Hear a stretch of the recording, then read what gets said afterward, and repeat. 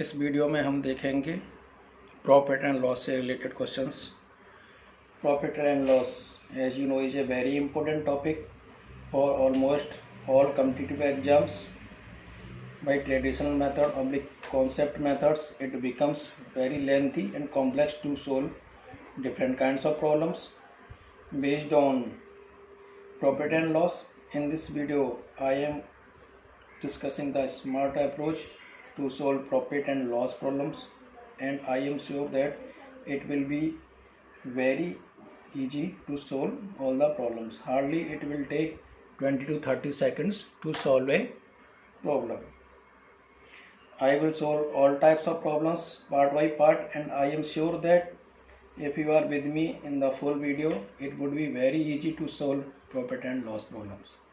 Profit and loss से आप ऐसे फैमिलियर हो जाओगे जैसे घर का कोई मेम्बर हो. So let's start profit and loss from basics to top level.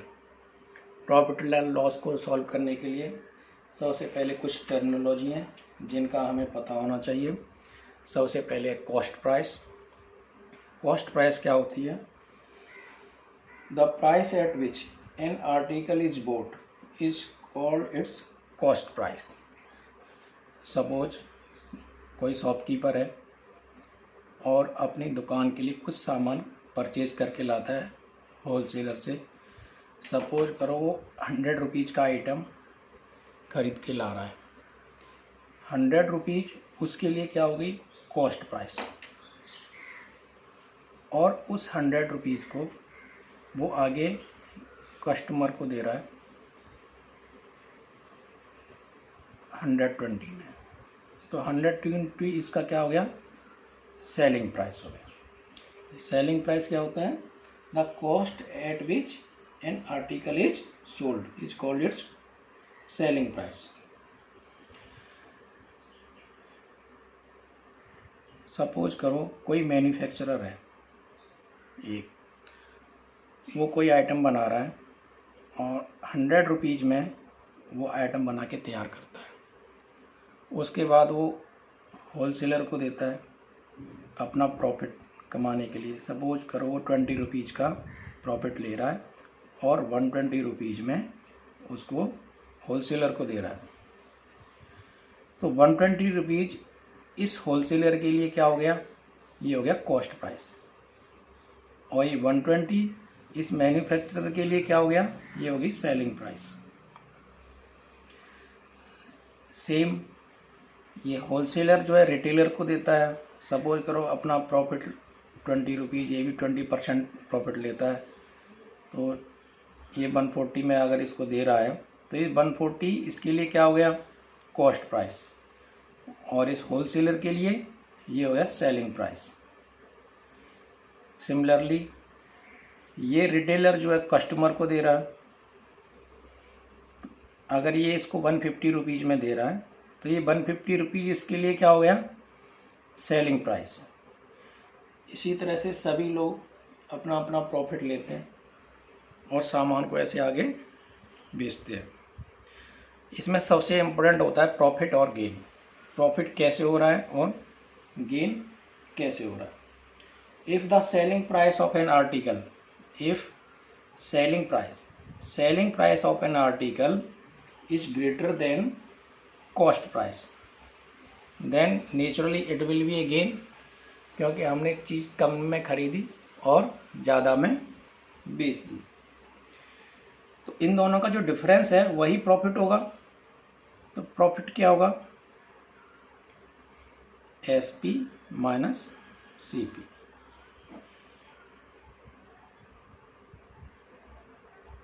Selling price minus के कॉस्ट प्राइस.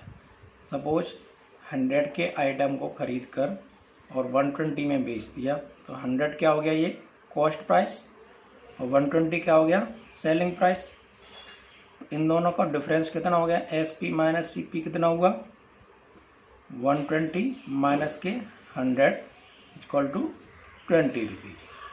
20 रुपीज़ क्या हुआ? उसका कॉस्ट में प्रॉफिट हो गया. अब लॉस क्या होता है?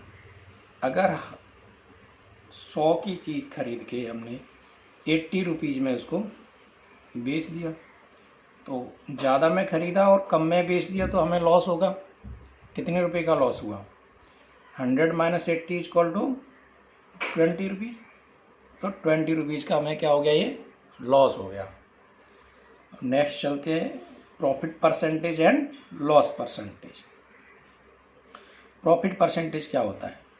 जितना प्रॉफिट होगा, पहले ऊपर प्रॉफिट लेके लेंगे, profit upon cost price into 100। एक छोटा सा फॉर्मूला है, इसको याद करने की ज़रूरत नहीं है, अब 2-4 क्वेश्चन करोगे तो अपने आप याद हो जाएगा।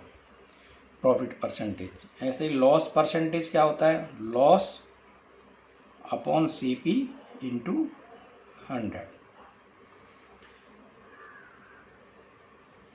प्रॉफिट परसेंटेज, सपोज करो profit equal to S minus के C है। ये सब कुछ अगर परसेंटेज में दे रखा है तो ये सब परसेंट में होगा, और अगर ये रियल वैल्यू है तो रियल वैल्यू में भी सेम लगेगा, P equal to S minus के C। इसके कुछ फॉर्मूले होते हैं छोटे छोटे। प्रॉफिट परसेंटेज का तो आपने देख लिया, लॉस परसेंटेज का देख लिया।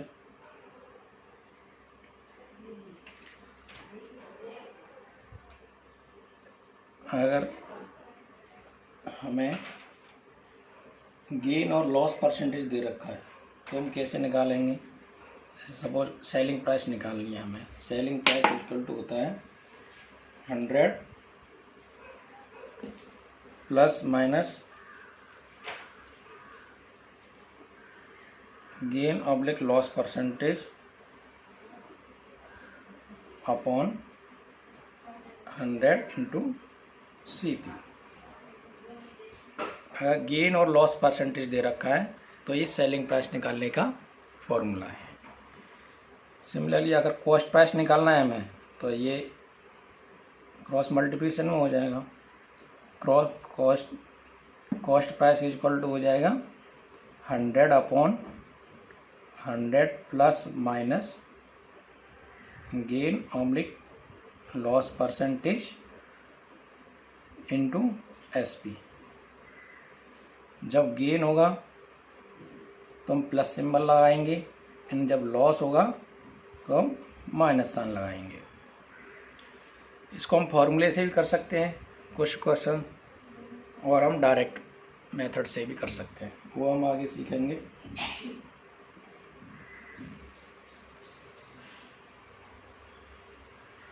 अब एक क्वेश्चन लेते हैं।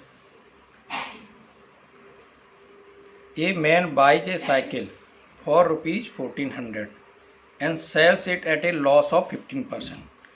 What is the selling price of the cycle? इसमें लॉस परसेंटेज दे रखा है एंड कॉस्ट प्राइस दे रखी है। क्या क्या दे रखा है इसमें? कॉस्ट प्राइस है 1400 एंड लॉस परसेंटेज दे रखा है इक्वल टू 15%। तो इसमें हम फॉर्मूला लगा सकते हैं।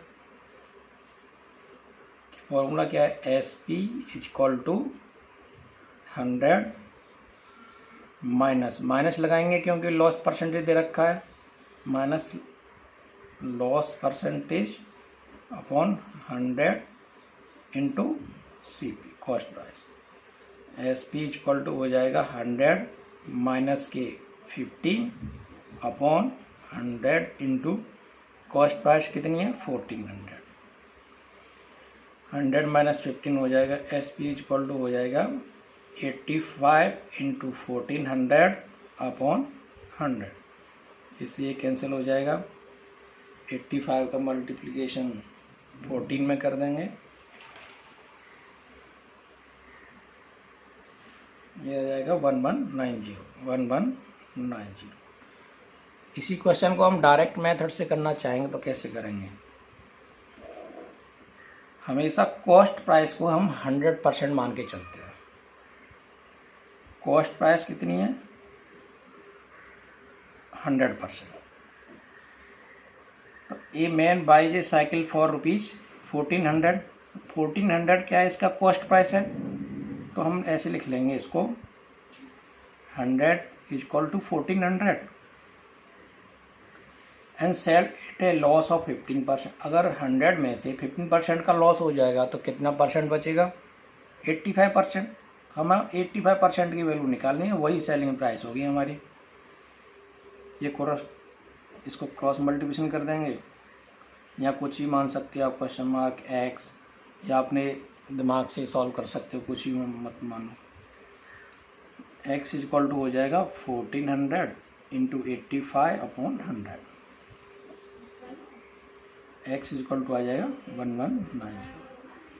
यहाँ से और यहाँ तक आपको कम से कम एटलीस्ट ज़्यादा नहीं 10 सेकंड्स का समय तो बचेगा ही। इसी तरह से नेक्स्ट क्वेश्चन लेते हैं।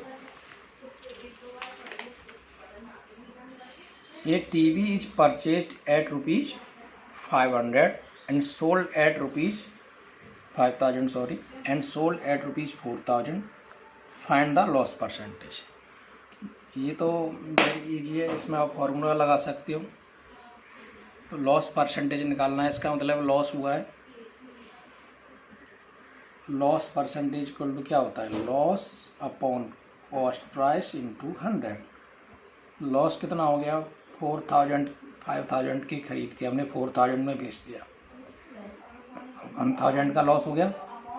1000 अपॉन 5000 इंटू 100। 3 0 से 3 0 कैंसिल हो जाएगा, इसमें 20%। ये कितना आ जाएगा? 20% लॉस। अगर हम कुछ क्वेश्चंस इसमें कर लेंगे तो ये बहुत जल्दी आपको सारे फॉर्मूले वगैरह अपने आप रट जाएंगे। चलिए नेक्स्ट क्वेश्चन लेते हैं। A person incurs a loss of 10% by selling a watch for ₹1170। At what price should the watch be sold to earn 10% profit? ये फॉर्मूले से भी कर सकते हैं हम इसको, लेकिन फॉर्मूले से क्या है, टाइम लगता है, इसलिए हम इसको डायरेक्ट मेथड से करेंगे। ए person incurs a loss of 10%। 10% का लॉस हो रहा है बाई सेलिंग। इसका मतलब क्या है? 10% कम कर देंगे हम 100 में से, तो सेलिंग का परसेंटेज आ जाएगा कि कितना हो जाएगा? 90%। कितना हो जाएगा? 1170। At what price should the watch be sold to earn 10% profit? अगर हमें 10% प्रॉफिट लेना है तो हमारा सीपी कितना हो जाएगा? 110। मतलब हमें 100 से 110 चाहिए, तो 110 की वैल्यू हम निकालेंगे डायरेक्ट। ये question mark cross multiplication, x मान लो इसको, एक्स इक्वल टू हो जाएगा 1170 इंटू 110/90। 0 से 0 कैंसिल हो जाएगी, 9 से इसको डिवीड कर देंगे, 9 1 जा 9,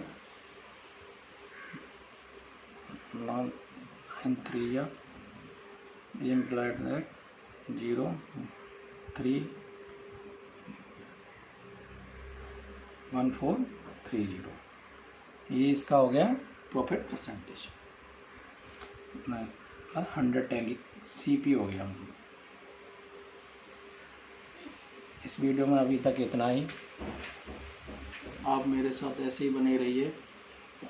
मैं गारंटी देता हूँ आपको कि आप प्रॉफिट एंड लॉस से काफ़ी हद तक फेमिलियर हो जाओगे और सारे क्वेश्चंस बड़े इजी कर सकोगे विद इन टाइम। धन्यवाद।